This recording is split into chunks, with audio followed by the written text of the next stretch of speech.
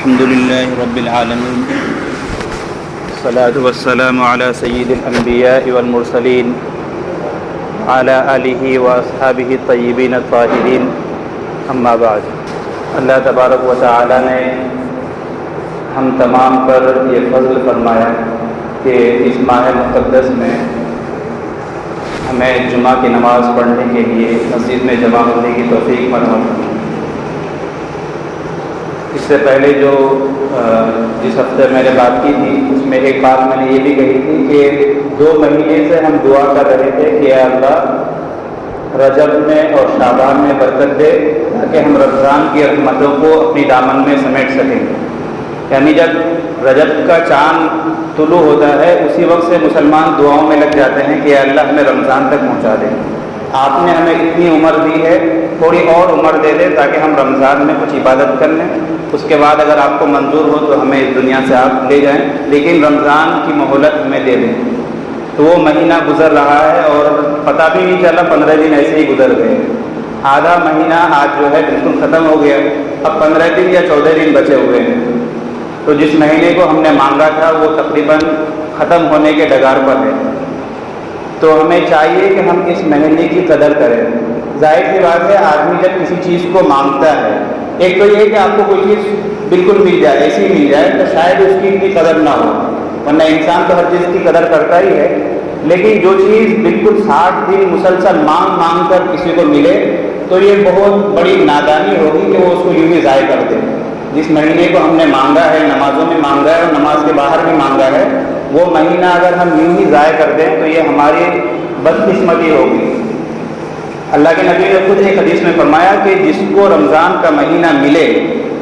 اور وہ اپنی بخشش نہ کرائے تو اس سے بڑا محروم کوئی نہیں ہے۔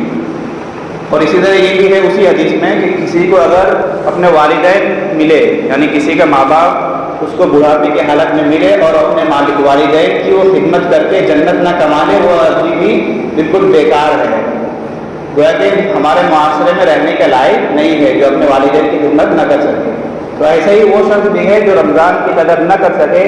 اور رمضان میں اعمال کر کے اپنے آخرت کو نہ سنوار سکے، تو اللہ کے نبی فرماتے ہیں کہ وہ بالکل ہے ہی نہیں، کچھ بیکار انسان ہے، محروم ہے۔ تو میرے بھائیوں، ہمیں رمضان کی قدر کرنی چاہیے۔ رمضان کو فضول چیزوں میں، ادھر ادھر کی باتوں میں، آج ایسا ہی ہوتا ہے کہ عصر کے بعد، عصر سے مغرب کا وقت جو ہے بہت ہی اہم وقت ہے، خاص طور پر رمضان میں۔ اللہ کے نبی نے خود ایک حدیث میں فرمایا اور آپ نے ایک مثال سے فرمایا کہ دیکھو ایک مزدور ہے، ایک آدمی جو دیہاڑی پر کام کرتا ہے، دن بھر وہ محنت کرتا ہے، 9 بجے سے وہ کام پہ چلا جاتا ہے۔ مثال کے طور پر جو آدمی بلڈنگ وغیرہ میں کام کرتا ہے، ایک آدمی مزدور ہے، ایک آدمی مستری ہے، وہ دونوں مل کر کام کرتے ہیں۔ تو دن بھر وہ کام کرتے ہیں اور شام کا جب وقت ہوتا ہے، جب 5 بجے کا ٹائم ہوتا ہے، پھر وہ کیا جاتے ہیں ٹھیکیدار کے پاس یا مکان مالک کے پاس جاتے ہیں کہ لاؤ بھائی 300 روپے لاؤ، 500 روپے لاؤ، ہم نے دن بھر کام کیا، ہماری مزدوری دو۔ تو دنیا کا دستور یہی ہے کہ جب کوئی آدمی کوئی کام کرتا ہے، کوئی مزدوری کرتا ہے، تو دن کے آخر میں وہ کیا کرتا ہے، مزدوری مانگتا ہے۔ اور یہ بالکل عقل میں آنے والی بات ہے کہ بھائی اس نے 24 گھنٹہ محنت کی ہے، 12 گھنٹہ محنت کی ہے، اس کو مزدوری دو۔ تو اللہ کے نبی خود فرماتے ہیں کہ بہت ہی بڑا ظالم ہے اور محروم ہے وہ شخص جو دن بھر روزہ رکھے لیکن جب مانگنے کی باری آئے تب وہ بالکل غافل بیٹھا رہے۔ آج یہی ہوتا ہے کہ جو عصر سے مغرب کا وقت ہے ہم یوں ہی ضائع کر دیتے ہیں، حالانکہ وہ وقت کیا ہے، مزدوری لینے کا ہے۔ ہم نے دن بھر روزہ رکھا، بھوک پیاس ہر چیز کو برداشت کیا۔ آپ دیکھ لیں دھوپ کا کیا حال ہے کہ دھوپ میں ہم نے روزہ رکھا، تو اب جو آخری وقت ہوتا ہے روزہ کھولنے کا اور افطار کا وقت ہوتا ہے، وہ گویا کہ نوازنے کا وقت ہوتا ہے۔ اس وقت اللہ تعالیٰ سے انسان جو مانگتا ہے اس کی دعا قبول ہوتی ہے۔ یوں تو مسلمان کی دعا ضرور قبول ہوگی انشاءاللہ۔ رمضان کا مہینہ ہے اور روزے کی حالت میں اور بالکل اخیر وقت میں جبکہ انسان بالکل نڈھال ہو جاتا ہے، یعنی بالکل بے بس ہو جاتا ہے اور اللہ کے سامنے دامن پھیلاتا ہے کہ اللہ آپ ہی ہیں، جو کچھ ہے آپ ہی ہیں، ہم آپ کے در پر حاضر ہیں۔ اللہ تعالیٰ کو ایک چیز بہت ہی زیادہ پسند ہے، وہ ہے عبدیت، یعنی کوئی آدمی بالکل اپنے آپ کو فنا کر دے کہ میں کچھ نہیں ہوں۔ اسی لیے تو نماز میں کیا سجدے کا حکم ہے۔ سجدے میں کیا ہوتا ہے، انسان اپنی پیشانی بالکل زمین پر رکھ دیتا ہے کہ اللہ آپ کے در پر میں حاضر ہوں، میں اپنے آپ کو بھول گیا، ہوں گا میں اپنے گھر کا پردھان یا اپنے گھر کا میں بڑا عالم ہوں، میں بڑا بزنس مین ہوں، میرے کھاتے میں کروڑوں روپے ہیں، لیکن میں نے گھر میں سب چھوڑ رکھا ہے، میں آپ کے در پر حاضر ہوں، میں اپنی عاجزی کا اظہار کر رہا ہوں، تو اللہ تعالیٰ کو یہ چیز بہت ہی زیادہ پسند ہوتی ہے۔ تو روزے کھولنے کا جو وقت ہوتا ہے اس وقت انسان بالکل نڈھال ہو جاتا ہے، اور اس حالت میں اس گھڑی میں جو کچھ دعا مانگے گا تو اللہ کے نبی فرماتے ہیں کہ اس کی دعا ضرور قبول ہوگی، اور وہ اس وقت جو ہے ایسے ہی ہے جیسے انسان مزدوری طلب کرتا ہے، دن بھر محنت کر کے مزدوری مانگتا ہے، تو ایسے ہی افطار کے وقت دعا مانگنی چاہیے۔ تو یہ ایک خاص عمل ہے رمضان کا کہ افطار کے وقت ہم اپنے ادھر ادھر کی باتوں میں اور ادھر ادھر فضولیات میں اپنا وقت ضائع نہ کریں، بلکہ دعاؤں میں اپنا وقت خاص طور پر لگائیں۔ ایک حدیث میں اللہ کے نبی صلی اللہ علیہ وسلم نے رمضان کے مخصوص 4 کام بتلائے ہیں۔ اللہ کے نبی فرماتے ہیں کہ رمضان کے مخصوص 4 کام ہیں۔ پہلا کام یہ بتایا کہ رمضان میں پہلے کلمہ یعنی کلمہ طیبہ جو ہے لا الہ الا اللہ محمد رسول اللہ، اس کا زیادہ سے زیادہ انسان ورد کرے، یعنی چلتے پھرتے اٹھتے بیٹھتے کلمہ پڑھتا رہے۔ نماز تو ہر وقت ہم پڑھ نہیں سکتے، قرآن کے ہر وقت نہیں پڑھ سکتے، لیکن زبان سے کلمہ تو پڑھ ہی سکتے ہیں، بالکل آسان ہے لا الہ الا اللہ محمد رسول اللہ۔ تو اللہ کے نبی فرماتے ہیں کہ ایک کام رمضان میں یہ کرو کہ زیادہ سے زیادہ کلمہ پڑھو، اور کلمہ کی بہت ہی زیادہ فضیلت بھی ہے، ہر ایک کو بیان کریں گے تو وقت بہت کم ہے۔ تو پہلا کام کیا ہے کہ کلمہ سب سے زیادہ پڑھنا ہے۔ دوسرا کام اللہ کے نبی نے فرمایا کہ انسان ہے بھول چوک سے غلطی ہو بھی جاتی ہے، تو دوسرا کام تمہیں یہ کرنا ہے کہ استغفار سب سے زیادہ کرنا ہے، یعنی اپنے گناہوں کی معافی مانگنی ہے۔ استغفر اللہ پوری پڑھ لے، کم از کم استغفر اللہ اتنی تو پڑھ ہی سکتے ہیں۔ اگر کسی کو یہ الفاظ بھی یاد نہیں، عربی کے الفاظ بھی یاد نہیں، تو اسے اتنا کہہ دے کہ اے اللہ میری توبہ، اے اللہ مجھے معاف کر دے، اے اللہ مجھے معاف کر دے، اتنا تو انسان کہہ ہی سکتا ہے۔ تو اللہ کے نبی فرماتے ہیں کہ رمضان کے مخصوص 4 کام ہیں، ان میں سے پہلا ہے کہ کلمہ طیبہ کا زیادہ سے زیادہ ذکر کرے، دوسرے نمبر پر استغفار کی کثرت کرے۔ اسی طرح تیسرے نمبر پر اللہ کے نبی نے فرمایا کہ جنت کو طلب کرے، یعنی اللہ تعالیٰ سے جنت مانگے۔ میرے بھائی یہ دنیاوی جو زندگی ہے 60 سال 70 سال، اور اگر زیادہ سے زیادہ آج کل تو بہت کم لوگ ایسے ہوتے ہیں، شاید ہزاروں میں کوئی ہو جو 100 کا آنکڑا پار کر سکے۔ اگر آپ پرسنٹیج نکالیں گے تو 60 سے 70 کے درمیان ہی ہے ہماری زندگی، اس سے زیادہ نہیں ہے۔ خود حدیث میں بھی ہے کہ میری امت، اللہ کے فرماتے ہیں کہ میری امت کو جو زندگی دی گئی پہلوں کے مقابلے میں، پہلوں والوں کو جو ہے ہزار سال کی زندگی ملتی تھی، لیکن آخری امت کو جو زندگی ملی ہے 60 سے 70 سال کے درمیان۔ تو یہ جو زندگی ہے یہ بالکل فانی ہے، اس کے بعد ایک الگ زندگی جو حقیقی زندگی ہے وہ شروع ہونے والی ہے۔ اسلام کے جو بنیادی عقائد ہیں، آپ کو بتا دوں اسلام کے بنیادی 3 عقیدے ہیں۔ نمبر 1، اللہ تبارک و تعالیٰ ایک ہیں،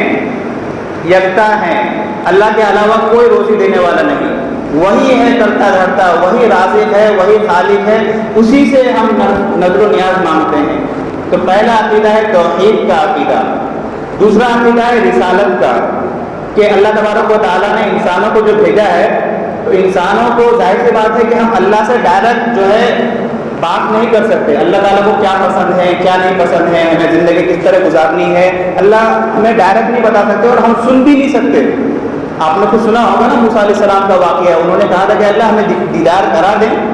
ہم کلامی تو ہو ہی رہی ہے، کم از کم دیدار ہو جائے، تو اللہ نے فرمایا کہ دنیا میں ممکن نہیں ہے۔ پھر مثال سے بتلائی، ایک پہاڑ پر سے ایک تجلی کا ظہور ہوا تو پہاڑ جو ہے ریزوں میں اڑنے لگا تھا، کہاں پہاڑ کہاں انسان، اگر ہم سے ڈائریکٹ اللہ بات کرنے لگے تو شاید ہمارا وجود ہی ختم ہو جائے۔ تو اس لیے اللہ تبارک و تعالیٰ جو ہے اپنے احکام پہنچانے کے لیے بندوں کو، اور جو منتخب بندے ہوتے ہیں جنہیں ہم انبیاء اور رسول کہتے ہیں، ان کا انتخاب فرماتے ہیں۔ تو اسلام کا دوسرا بنیادی عقیدہ ہے عقیدہ رسالت، اور اس میں سب سے اہم ہے کہ ہمارے نبی صلی اللہ علیہ وسلم جو ہے، ہمارا عقیدہ ہے کہ جتنے انبیاء ہیں سب اللہ کے رسول ہیں، سب پر ہمارا ایمان ہے، اور ساتھ میں یہ بھی ہے کہ ہمارے نبی جو ہے یہ آخری نبی ہیں، یعنی نبی علیہ السلام آخری ہیں۔ ان کے بعد اگر کوئی نبوت کا دعویٰ کرے، جیسا کہ آج کل بہت سارے لوگ کرتے بھی ہیں، آپ نے سنا ہوگا، تو وہ مسلمان نہیں ہے میرے بھائی، یاد رکھیں۔ اسلام کا بنیادی عقیدہ جو ہے دوسرے نمبر پر کیا ہے؟ رسالت، اور اس میں بھی سب سے اہم پوائنٹ کہ نبی آخر الزماں صلی اللہ علیہ وسلم خاتم النبیین ہیں، آخری نبی ہیں۔ اور اسلام کا تیسرا بنیادی عقیدہ ہے عقیدہ آخرت، یعنی یہ جو دنیاوی زندگی ہے کچھ بھی نہیں ہے، اس کے بعد ہمیں مرنا ہی ہے۔ مفسرین لکھتے ہیں کہ عقیدہ آخرت جو ہے،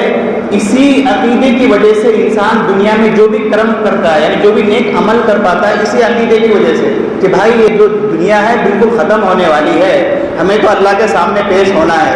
لہذا عقیدہ آخرت بہت ہی اہم ہے، اور وہاں پر فیصلہ ہوگا کہ آپ کیا ہیں، آپ کو چین کی سکھ کی زندگی ملے گی یا پھر آپ کو کوڑے برسائے جائیں گے۔ تو آخرت میں جو فیصلہ ہوگا وہاں دو ٹھکانے ہوں گے انسانوں کے، ایک تو وہ جو خوش نصیب لوگ ہیں جنہیں جنت میں بھیجا جائے گا، اور دوسرے وہ بدبخت ہیں جنہیں جہنم میں ڈالا جائے گا، جہاں عذاب ہی عذاب ہے، 70 قسم کے عذاب ہیں، اور وہاں کی آگ تو ایسی ہے کہ دنیا کی آگ اگر اس کا مقابلہ کیا جائے، مقابلہ تو پہلی بات ہو ہی نہیں سکتی، اگر ہم مقابلہ کرنے بھی بیٹھے ہیں تو دنیا کی آگ 70ویں گنے میں آتی ہے۔ آپ کو معلوم ہے کہ آگوں کی اور گیس وغیرہ سے جو آگ جلائی جاتی ہے اس کی کتنے پاور ہوتے ہیں اس کے اندر، تو جنت جہنم کے آگ کے مقابلے میں اس کی کوئی حیثیت ہی نہیں ہے۔ خیر، بتائیے رہا تھا کہ اصل جو زندگی ہے وہ آخرت کی زندگی ہے، اور ہمارا عقیدہ ہے کہ آخرت حق ہے، مرنے کے بعد اللہ تعالیٰ کے حضور پیش ہونا ہے، ہمارے اعمال تولے جائیں گے، وہاں نیکیوں کا انسان نے رائے اور توری کے دانے کے برابر بھی اگر کوئی نیکی کی ہوگی اس کے سامنے پیش کیا جائے گا، اور اگر کسی نے ظلم کیا ہوگا، کسی کو ایک تھپڑ مارا ہوگا، اس کا بھی حساب ہوگا۔ تو آخرت کا عقیدہ جو ہے برحق ہے، وہاں دو ٹھکانے ہوں گے، ایک جنت کا ٹھکانہ ہوگا، دوسرا ہے جہنم کا۔ تو اللہ کے نبی فرماتے ہیں کہ رمضان میں 4 مخصوص کام کرنا ہے، ان میں سے تیسرا کام یہ ہے کہ انسان جنت کو زیادہ سے زیادہ مانگے، جنت کی نعمتوں کو مانگے، اور جنت میں جو سب سے بڑی نعمت ملنے والی ہے وہ ہے اللہ تبارک و تعالیٰ کی رضا اور خوشنودی، یعنی اللہ تعالیٰ پھر بندوں سے کبھی ناراض نہیں ہوں گے۔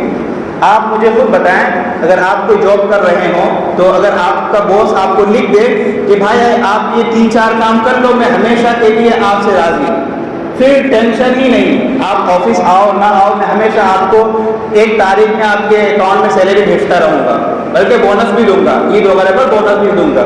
کسی کو اس کا باس اگر لکھ دے تو وہ آدمی ان کاموں کو فٹافٹ کرنے کی کوشش کرے گا، اور اسی فکر میں رہے گا یار یہ 4 کام کسی طرح کر دوں تاکہ میرا باس ہمیشہ کے لیے راضی ہو جائے اور پھر مجھے کوئی جھنجٹ ہی نہ پانا پڑے۔ تو اسی طرح جنت میں جو ہے اللہ تبارک و تعالیٰ جو احکم الحاکمین ہیں، دنیا کے جتنے باس ہیں، جتنے بڑے بڑے عہدوں پر ہیں، ہر ایک کے حاکم اللہ ہیں، وہ فرماتے ہیں کہ اللہ تبارک و تعالیٰ جنت میں اپنی خوشنودی اور رضامندی عطا کریں گے، اس کے بعد اللہ تعالیٰ اپنے بندوں سے کبھی ناراض نہیں ہوں گے۔ تو اللہ کے نبی فرماتے ہیں کہ جو تمہیں رمضان کا مہینہ ملا ہے اس میں تم اللہ کی خوشنودی مانگو، اس میں تم جنت طلب کرو، یہ تمہارا تیسرا کام ہے۔ چوتھا اور آخری کام یہ بتلایا کہ جہنم جو ہے بہت ہی بری ٹھکانہ ہے، بہت ہی خطرناک اور تکلیف دہ جگہ ہے، تم جہنم سے پناہ مانگو۔ تو میرے عزیز دوستو، رمضان کا یہ آخری آدھا مہینہ جو گزر چکا ہے، اس میں ہم کوشش کریں کہ زیادہ سے زیادہ نیک اعمال کریں، اور یہ جو 4 کام اس حدیث میں بتلائے گئے ہیں انہیں کرنے کی کوشش کریں۔ انہیں میں ایک مرتبہ پھر سے کہہ رہا ہوں تاکہ آپ یاد کر لیں، آپ خود بھی یاد رکھیں، اپنے دوست و احباب تک بھی پہنچائیں، اور گھر کی جو خواتین مائیں بہنیں ہیں جو مسجد تک نہیں آئی ہیں ان تک بھی پہنچائیں، کیونکہ جس طرح دین پر چلنا اور جنت تک جانا ہم مردوں کی ذمہ داری ہے تو ہماری عورتیں بھی تو جائیں گی نا۔ ہم جنت میں اکیلا کیا کریں گے بھائی؟ اگر ہماری بیٹی، ہماری بہو، ہماری مائیں اور ہماری بہنیں ساتھ میں نہ ہو تو پھر کیا فائدہ؟ تو جو باتیں آپ یہاں سنتے ہیں اپنے گھروں تک ضرور پہنچایا کریں۔ تو 4 کام رمضان کے مخصوص ہیں، انسان سے زیادہ کرنے کی کوشش کرے۔ نمبر 1 کلمہ طیبہ کا زیادہ سے زیادہ ورد کریں۔ نمبر 2 استغفار اور گناہوں سے معافی مانگے۔ نمبر 3 جنت کو زیادہ سے زیادہ طلب کرے اور مانگے۔ نمبر 4 جہنم سے پناہ طلب کرے۔ اللہ تبارک و تعالی ہمیں رمضان کے مہینے کی قدر کرنے کی توفیق عطا فرمائے، اور جنت میں ہم تمام کو اسی طرح اکٹھا ہونے اور جمع ہونے کی توفیق عطا فرمائے۔ آپ کو ایک حدیث سنا کر بات ختم کرتا ہوں کہ جنت میں جمعہ کے دن جتنے جنتی ہوں گے ملا کریں گے، اور وہ اسی لیے ہوگا کہ دنیا میں جب وہ لوگ نیک کام کے لیے جمع ہوتے تھے، ظاہر سی بات ہے جمعہ کے دن جب ہم جب آتے ہیں الگ الگ جگہوں سے تو ایک دوسرے کے دیکھ کر خوش ہوتے ہیں کہ ہاں بھائی کیا حال ہے، ٹھیک ہو، کماں سے کام دھندا سے چلو نہ نہیں چلو، ایسا حال چال پوچھتے ہیں۔ اسی طرح جنت میں بھی ہوگا، وہاں ہر نعمت ہوگی، اگر ہر آدمی کو اکیلا چھوڑ دیا جائے تو ہو سکتا ہے کہ وہ بور ہو جائے۔ وہاں بورنگ کا تو کوئی مسئلہ نہیں ہے، لیکن اپنے ایک مسلمان بھائی کو دیکھ کر ایک الگ ہی خوشی ہوتی ہے۔ آپ کو بھی یہ بات محسوس ہوگی. تو اللہ تعالیٰ جنت میں بھی کریں گے کہ جمعہ کے دن وہاں پر ایک بازار لگے گا. حدیث میں آتا ہے کہ وہاں ایک بازار لگے گا اور لوگ خریدی کرنے جائیں گے. حالانکہ اس کی کوئی ضرورت نہیں تھی, لیکن وجہ یہی ہے کہ یہ لوگ دنیا میں دین کے کام کے لیے اکٹھا ہوتے تھے اور ایک دوسرے کے احوال پوچھتے تھے اور خوش ہوتے تھے. تو اللہ تعالیٰ یہی خوشی جنت میں بھی دینا چاہتے ہیں. تو ہم اللہ تبارک و تعالیٰ سے دعا کریں کہ اسی طرح ہمارا بھی جنت میں ملنا اور ملاقات کرنا نصیب ہو جائے. اللہ تبارک و تعالیٰ کہنے سننے سے زیادہ عمل کرنے کی توفیق عطا فرمائے. وآخر دعوانا ان الحمد للہ رب العالمین.